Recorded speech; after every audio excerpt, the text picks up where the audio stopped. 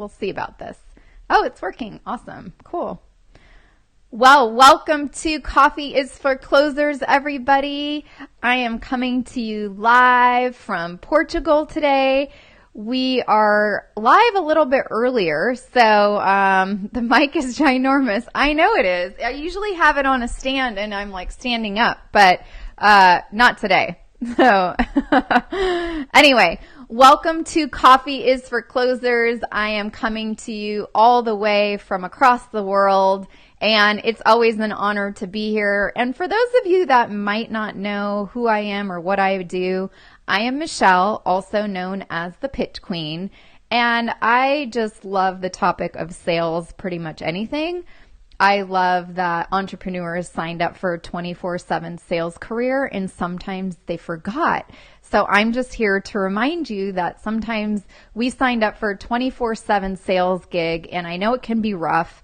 And through the podcast and all of the Wednesday interviews on Success Unfiltered, going through no's and rejections and how we overcame them in other people's lives and careers, hopefully you learn and take a piece of that and are able to implement it, so ultimately you can help save yourself a ton of money. Because I have made my fair share of mistakes and I don't want that to happen to you.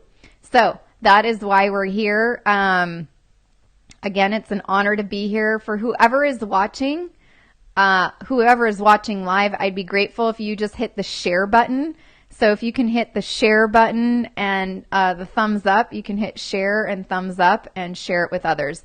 If you do want to see my slides today, you will have to pop on over to the Pitch Queen page, because that is where the slides are going to be shown.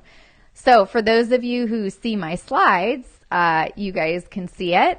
And today we're talking about the 6 principles of persuasion to help you get more yeses from clients, from whoever you're working with. And a lot of this we've talked about. We've talked about it here on your bonus episodes of Coffee is for Closers. And it's really awesome that we've talked about it, and it's really awesome that it's been reinforced a few times. So, well, let's just go into what our signature recipe is for today. And it's number 1, reciprocation. Number 2 principle, scarcity. Number 3 principle is authority. Number 4 principle is consistency and commitment. One of my favorites. Well, number 3 is actually really one of my favorites, authority. And number 5, consensus. And number 6 is liking. And number 7, or how we're going to end it, is energy for the soul. We always like energy for the soul. So let's talk about principle number 1, because ultimately I know each of you who has a business wants to increase your revenues. Well, one of the best ways to increase revenues is when we have more clients that say, yes, I want to work with you. Yes, I want to enroll in your services, or whatever you're able to help a client with. And humans naturally actually believe in the give and take. I know it's hard to believe, right? But actually humans do believe in the give and take. And when we actually do someone a favor, don't expect anything in return. Magic really happens. And here's something in a way that you don't diminish what you did. After you actually do someone a favor, you can simply say, I know you would do the same for me. One little tweak like that, right? Like a little thing, I know you would do the same for me. Not only that, but you can use it by saying sincerely and give people the opportunities to do favors for you as well. And I think I've actually used this. I can't even remember when. Like when I was reading all this, I was actually semi-surprised. I'm like, wow, okay, I actually do this. And I'm trying to give you an example. But it's really about, we'll just use referrals, okay? So if I were giving someone a referral, I don't do it all the time, but sometimes I could say, hey, you know what? Here's a person. I'll give you an example. It happened yesterday, but I did not use this, but this is how it would go. So you actually have it, can put it into context. Anya, who did some photos for me, which I will put on all of my social media. So if you're not following me like on Instagram, you can go over to the Pitch Queen and follow me on the Instagram, and you'll see some of these pictures. But a friend of mine, Victoria, had asked, hey, who did your pictures? And I said, I'll make an introduction. So one way you could do it is say, Victoria, here is an introduction to Anya, who's a great photographer, and she does great photos for your website and for Instagram. And you know what? I know you would do it for me. That's literally what this technique is. It's that simple. So when was there a time that you did someone a favor where you can authentically say, hey, you know what? I know you would do that for me. So that's number one. Number two, scarcity. Scarcity, I think this one a lot of you might be aware of. So just, pay close attention. But opportunities actually seem more valuable when they are less available. Who has actually had that happen to them, if you're listening? This includes new information, simply saying like, I have exclusive information that, but you can only say that if it's true. And you can use this with products that are limited edition, brand new, or rare, or what I use in service offerings for enrollment deadlines, right? You can use that if you're, I know I have a friend, Sean. You guys heard me talk about Sean. I don't know if he's actually with us today, but Sean always listens to the show. And Sean does these things called Money Mind Academy. And he uses a principle of persuasion called scarcity all the time. And one of the ways he did it just last week was by only offering 100 seats to his next Money Mind Academy course. So he's actually putting a cap on it and creating scarcity that if you're not one of the first 100, guess what? You guys are going to have to wait.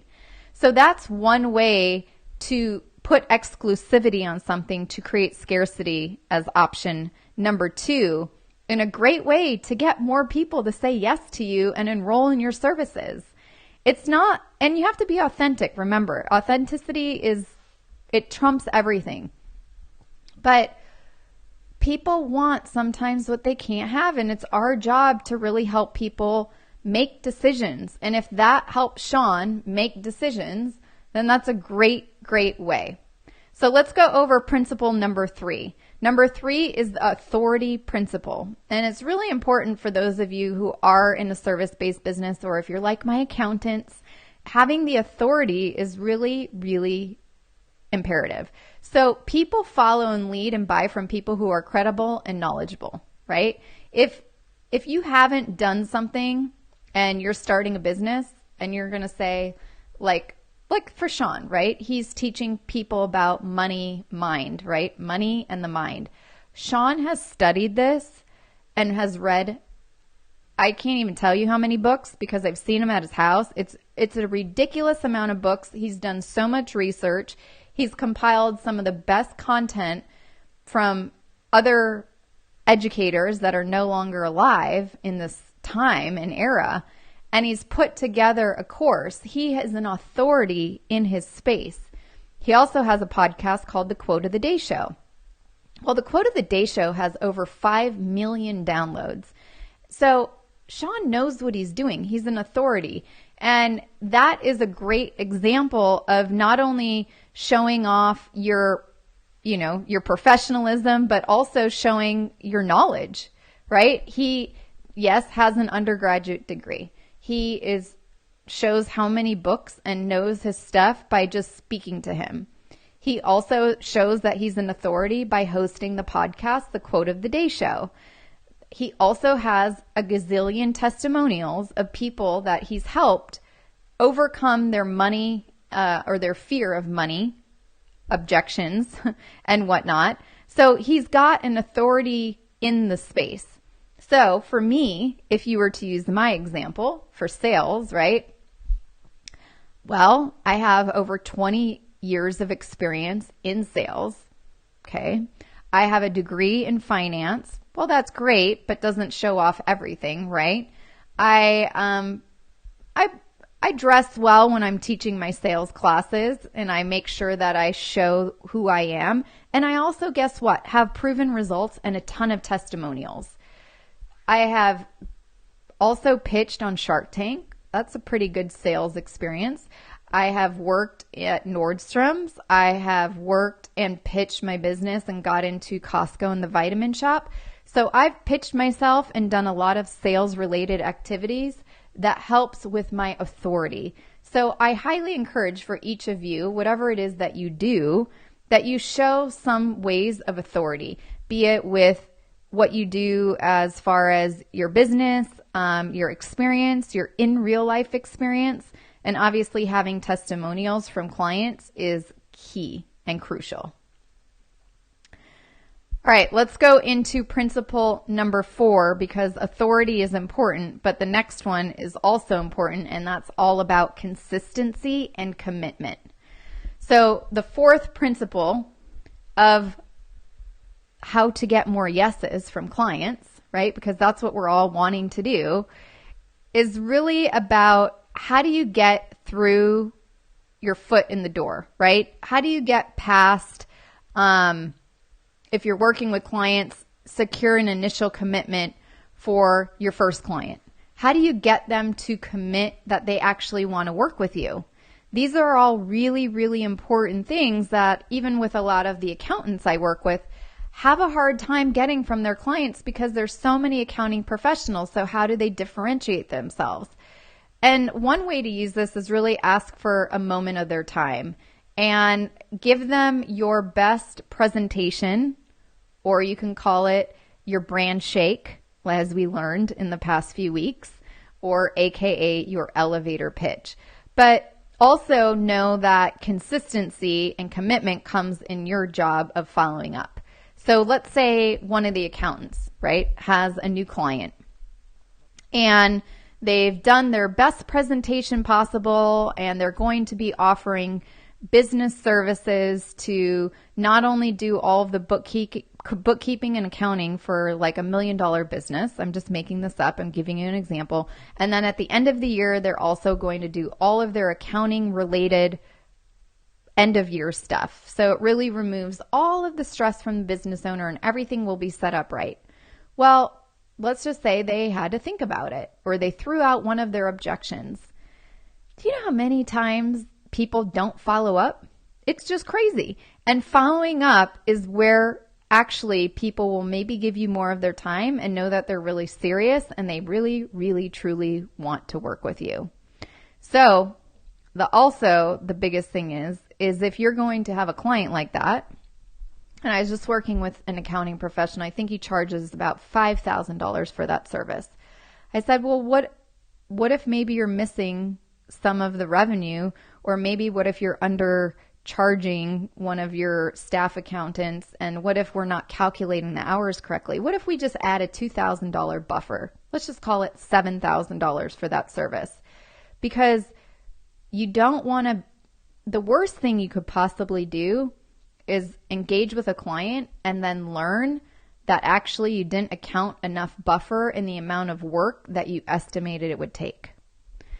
So what if he just charged $7,000 to this client and just started with a higher price, right? And then got the commitment on the higher price. If he was able to be more efficient or whatever it may be, then it's a win-win for everyone. The client wins because their accounting professional is not going to have to go back and say, hey, you know what? I actually misquoted you and this is actually taking a lot longer than I had anticipated. And this actually happened to one of my clients who I worked with. We'll just call him Bob for right now. He's a CPA and he had a really, really, really large client. And when we dove into all of the details, right, it was the biggest client, most revenue out of the year. And when we dove into the details, what he found was that he never charged for any of the emails he sent. He never charged for any of the phone calls he took. He was basically a personal concierge accountant who got paid like a person out of college accountant. That's literally what it was. And the amount of revenue lost, or even though the amount of revenue was the largest client that he had, it was actually not profitable. The revenue wasn't actually profitable. It was actually creating a loss in the business because of the amount of money he had to pay his staff, and then he never took any revenue from this client. So sometimes we actually need to start off a little big in hopes of getting really what we want. All right, let's talk about the next principle, number 5. Principle number 5. Does anyone have any questions so far? I see you, Amy. Do you like my big mic? You sent me an email. Okay, cool. I will look at my email. So I will check it out. Any questions over here on Facebook? Do we have any questions? Jeannie, it's an honor to watch and hear what you have to say. Oh, thanks, Jeannie. You're awesome. It's always awesome to have you here. There's 2 people watching, so awesome, great. It's always great to have you guys. I know we're running a little earlier, but because I am halfway around the world, we had to change the time, because if we would have kept the time, it would have been like 1 a.m. for me, and that is not happening. So we are a little bit early today, which is all good, but I really want you to get some of these concepts that we're talking about. Hey, Maurice, it's good to see you. Very good to see you. All right, so let's go through the next principle. So principle number 5, consensus.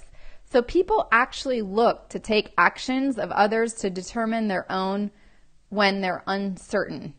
And this happens to me all the time. All the time. And in real life, it's kind of like when you see these TV commercials when people say, operators are standing by, please call now. But instead of that, they say, researchers have actually said this, okay? So this is crazy. If operators are busy, please call again. So they reversed it. They flipped it. Right? Does that make sense?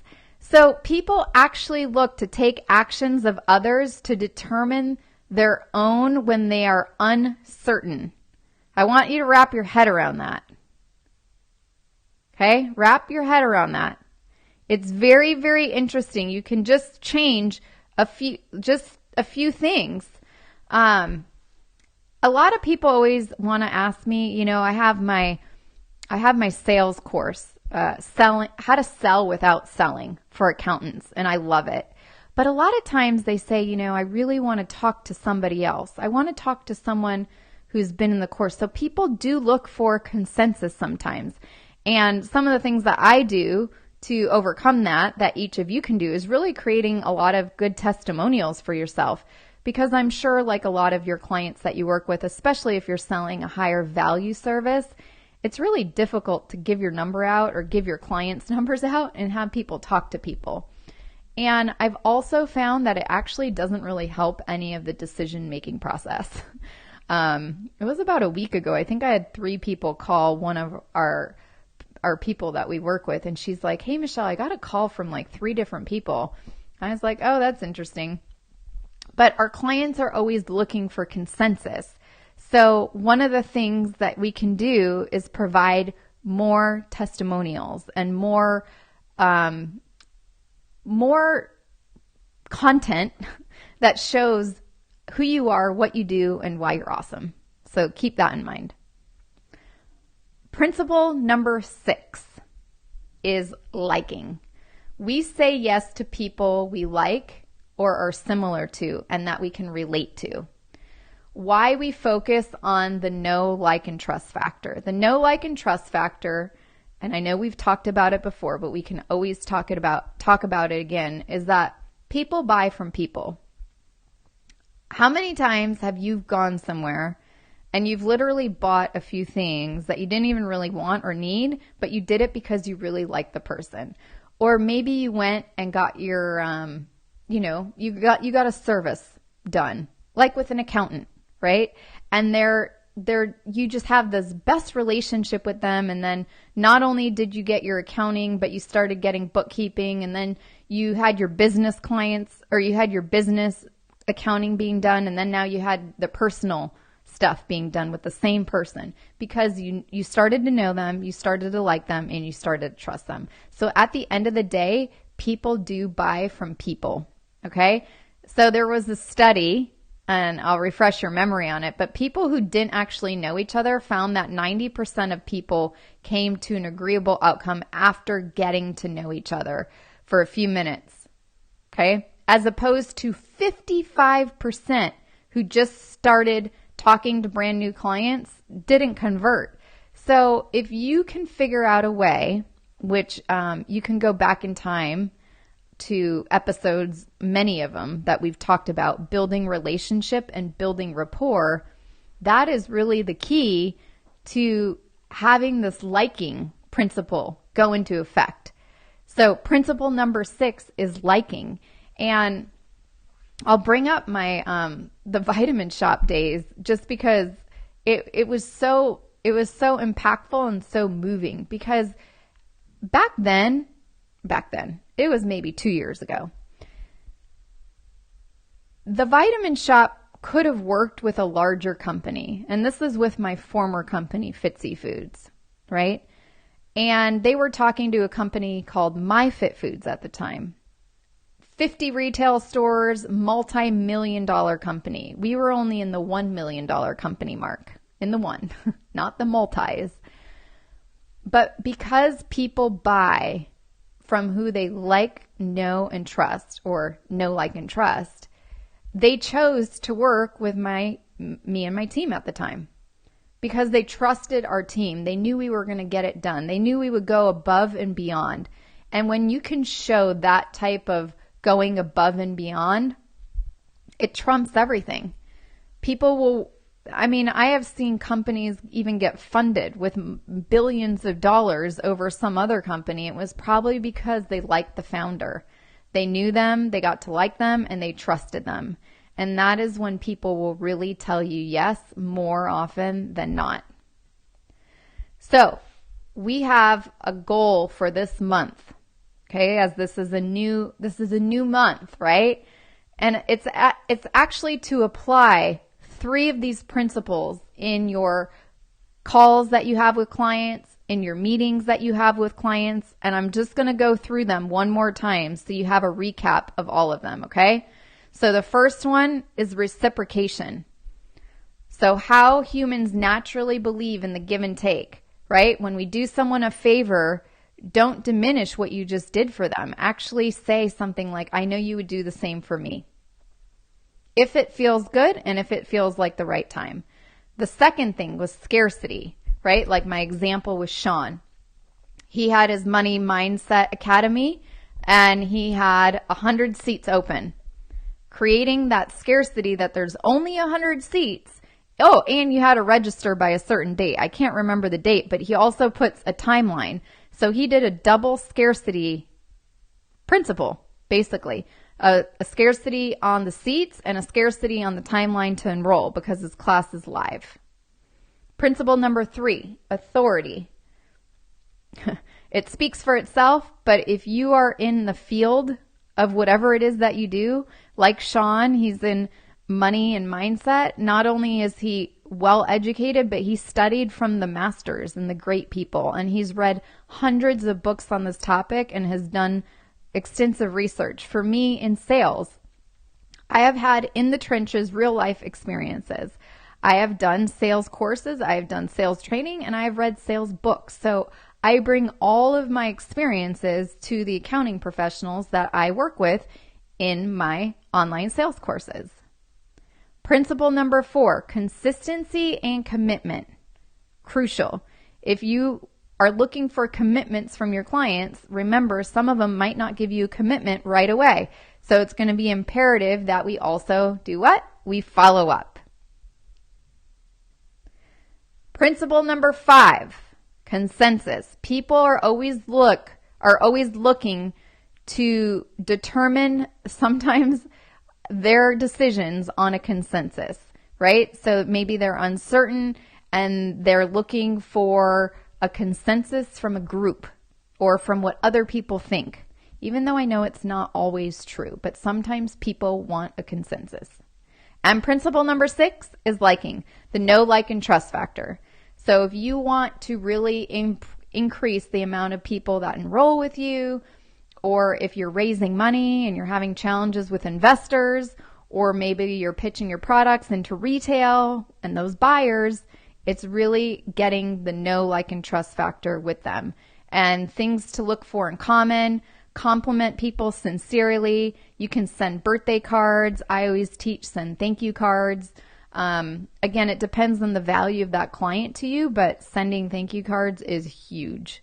And for every guest that I have on the Wednesday episodes on Success Unfiltered, guess what? Each of them gets a handwritten thank you card from us. So it's whatever I say here is something I already do. So that is the summary for this week. And I want you to take one thing and put it into action. And remember, if you can get and apply at least 3 of these principles in your client meetings, client calls, whatever you do, I think you'll start to see some shifts. So, agree. Let's see what kind of comments and what kind of questions do you guys have on these 6 principles. Darren, I missed the beginning. What was the first principle? I just went over them. Did you hear them?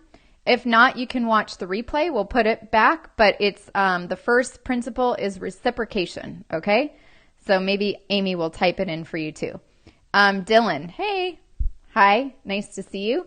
On on the other Facebook, we have agree with the like element, top mind element. We always hire the last person we think of. Yep, all the time. It's crazy, right? I don't know if there's any comments over on Instagram. But if you guys have any questions, feel free to put them in the comments below real quick. We'll do some questions. And if you're on Facebook, can you hit the share button? Can you share this on your pages and spread the message and spread the word? I think it would help a lot of people. And if you can hit the like button too, that's awesome too. And if you guys like my big mic, right? When I travel, I don't bring the stand. I just hold it, and it really looks bizarre. Hey, Candace from Texas. It's good to see you. Good to see you. If you have any questions about the 6 principles, though, let me know. Hey, Tamara. Handwritten shows that you took the time out for your clients. Time is the greatest and most valuable asset. Yes, it is. I just think that everyone in the mail, all they get is bills these days. No one really gets anything else, right? And the mic. Yeah, this is how I do my bicep curls because I don't have a gym. They don't have a gym in this place, so that's how I get my workout. No, I'm just kidding. I have to have this mic so it records the audio really high quality. It's worth it to bring across the country. What is a good way to build consensus? That is a great question, Darren. There's a lot of good ways, but I mean, I've given you one way. Here's another way for consensus. It's like when you're watching those TV commercials, okay, and you're going to have to apply this into your business somehow because each of you has your own business. But you see TV commercials where they say operators are standing by, please call now, right? And instead of that, if you rephrase it, actually the researchers have done the study where the ad says, well, if operators are busy, please call again. And people actually called in more because you're addressing that people are busy, right? So it's about the time. It's like, another thing is, I'm really busy and I have 2 slots on my calendar. I have 1 o'clock or 6 o'clock, you're really showing people that they need to take action now and getting a consensus on that, if that makes sense. So hopefully that helps. Candace, thank you so much for sharing. And my mic rocks. Thank you so much. I know this thing is, I transported it all the way over here. And do you want to know something that's hilarious? So every time I bring this sucker with me somewhere, I get stopped at security and they go through my bag and they're like, Miss, can I go through your bag? I'm like, well, yeah, you can go through my bag, but what is it that you want to see? I don't understand. And I guess to them, it kind of looks like a hairdryer, but I put it in this really cool case here. I put it in this case and that's how I travel with it. And they always want to open it up to see what's inside. And it's hilarious. It's literally hilarious. But yeah, if you guys, I would appreciate it if you shared this on your pages. I'm grateful for that. So just hit the share button. You can hit the thumbs up button and the heart. If there are no questions, we're going to wrap it up today. It was short, sweet, and to the point. Next week, we have a very special guest. So make sure to tune in. You know who she is. She is our resident guest right here on Coffee is for Closers. So you're not going to want to miss it because we're actually talking about the difference between two words that don't sound that great. So make sure to tune in. Next week, we're going to be back on regular time, Tuesday at 2 o'clock Pacific. Candace, make everyone your friend. Sell on personability. Does it work for you? Yeah, it really does. I mean, if you really make everyone your friend, but you have to do it authentically, because if you don't really like them, then that's not going to work. And sell on your personality and personability. That's just the foundation of human behavior, right? And if we're actually taking that approach to when you're selling to your clients, you're just helping them. And if you truly want to help people, then it's not really even selling anymore. So yeah. Good stuff, Candace. Good stuff. Darren, if you have two offers, do you know which one you should mention first? The more costly one or the less expensive one? Yes. Darren, I did not address that, but if you are offering two offers, I would pick the offer that actually helps solve their problem. So if your offer, the more expensive one, let's just call it $10,000, if the $10,000 offer is the one that actually really helps solve the client's problems, then that's actually the only one you should offer. Because otherwise, if you offer the lower one just because that's what they can afford and that's not actually going to solve their problem, you're just providing them like a Band-Aid. You're providing them like a cover, right? It's like, let's pretend this is my Band-Aid and you're trying to, Darren, what do you sell? What's your service or product? It would be better to give you a real life example. Can you type it? Can you type in what you sell? This is going to be good, you guys. Do you have any questions? Jeff has comments. Amy just loves my mic. I know. My mic. It's hilarious. The mic is ginormous. I know. But the good stuff is just, sometimes big. Oh, Darren, you're a CPA. Oh, okay. I love it. I sometimes don't know who's who on this. Okay. So, we're going to go through Darren's example because this is the CPA stuff and I love my accountants. Okay. So, Darren, with your offer of, yes, Candace, you love to help people. Cool. So, Darren, with your high offer and with your low offer, I would think about what is best for the client and what is the client trying to solve. So, is your client a business client? And do they, do they need package Ferrari, which is $10,000, or do they need the package that's $1,000? But what we don't want to do is actually offer the $1,000 one because they just can't afford anything else. Because there's always a way to figure it out, right? I always say, if there's a will, there's a way. There's always a way to figure it out somehow. It's just sometimes the $1,000 offer might not actually be the right solution to our client's problems. So what we really need to do is get to the bottom of what is the client's problems and then offer the solution that best solves that problem. And sometimes, and this is the hard one to wrap your head around, that there might not be a good solution for your client, or this client might not be a good fit for you to work with. That could be it too. Because what you don't want to do is offer the first one at the higher amount and then they say, oh no, or whatever their reasons are. And then you just say, oh, well, I have this offer. Because the whole thing isn't about really the price. It's about how you can really help them. Make sense? So hopefully that answers your question, Darren. If you have more questions, just put them in the comments below and I'll respond to them offline when I put my mic down, because I have to hold it with two hands. All right. Any other questions, you guys? Jeff says, if a client is so stuck on price and they don't acknowledge your value, what is this is a question. Got it. What is the elegant way to tell them adios? Darren said that was great. Oh, good. I'm glad you like that. Hopefully that helps. No, Darren, I would not put prices on your marketing materials for your CPA work. I'll address that next. Okay, Jeff, let's address yours just real quick. And I'll use Darren's as an example, okay? So let's say Darren's client is just stuck on price, right? He's like, price, price, price. You know what, Darren? I can only do your $1,000 one, but I need your $10,000 Ferrari service to fix all my problems in my business. You know what, Joe Bob? Joe Bob, I think, to be honest, the only way I can really help you is if we do the Ferrari package, because that's basically what you told me you really need all your help and all the problems in your business. And that's the only way I can actually help and serve you. So to be honest, I just don't know if we're going to be a good fit and I'm going to be the right CPA for you. So what I think is best is that we just part ways. Here's 2 other referrals for 2 other CPAs that might be able to help you. But I just honestly, I'm not going to be able to at the price that you're looking for with all of the problems that you just told me that I need to fix for you.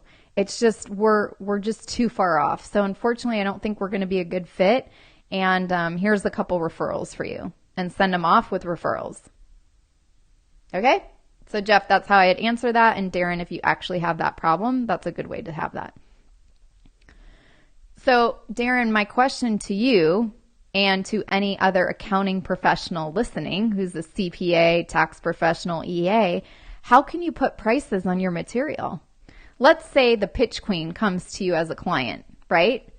And you gave me prices. And then I give you all of my QuickBooks files. And you start going through it and you see errors in the categories.